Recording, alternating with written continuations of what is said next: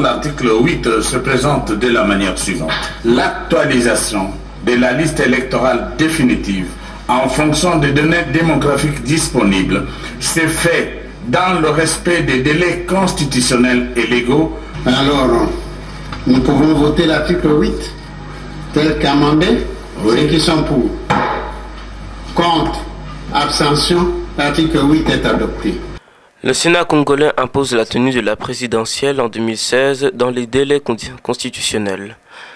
Lors du vote, article par article du projet de la loi controversée modifiant la loi électorale en RDC, les sénateurs congolais ont supprimé vendredi l'incise contenue dans le texte initial qui lie l'organisation des élections législatives et présidentielles en 2016 au recensement général de la population. La bombe est-elle pourtant désamorcée? Écoutons Léon Kengo Wadondo, président du Sénat. Honorables sénateurs, chers collègues, voici le résultat du vote. Sur 108 membres qui composent le Sénat, 80 membres ont pris part au vote. 80 membres ont voté oui.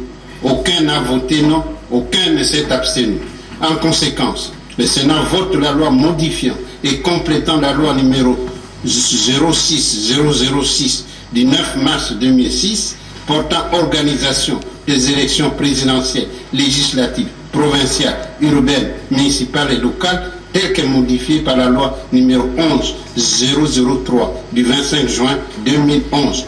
Toutes mes sincères félicitations.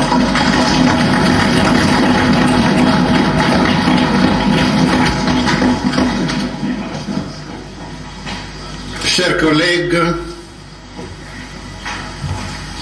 les remerciements que j'exprime à votre endroit sont les résultantes du consensus qui a été obtenu sur l'ensemble de l'examen et de l'adoption de cette loi. Vous avez fait preuve de grande sagacité. L'article 8, qui a été la pierre d'achoppement, notre commission administrative, politique et juridique a essayé par tous les moyens d'arriver aussi pour cet article à un consensus.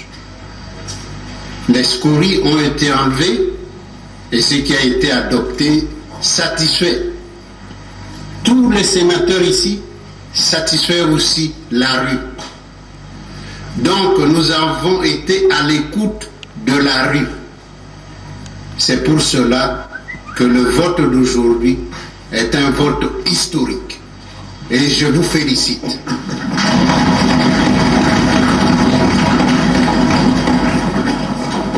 Maintenant, que va-t-il se passer? Après le vote de la loi électorale au Sénat, celle-ci a été envoyée à la commission mixte paritaire des deux chambres du Parlement.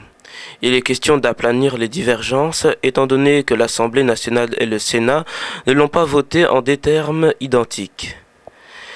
C'est ensuite seulement qu'elle pourra être totalement adoptée par les élus, puis promulguée par le président de la République.